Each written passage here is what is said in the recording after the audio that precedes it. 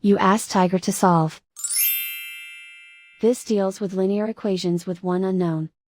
The final result is n equals 18. Let's solve it step by step. Swap sides. Group all constants on the right side of the equation. Add 36 to both sides. Simplify the arithmetic.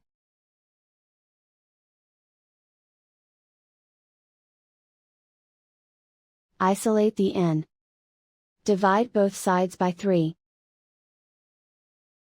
Simplify the fraction. Find the greatest common factor of the numerator and denominator. Factor out and cancel the greatest common factor. And so the final result is n equals 18.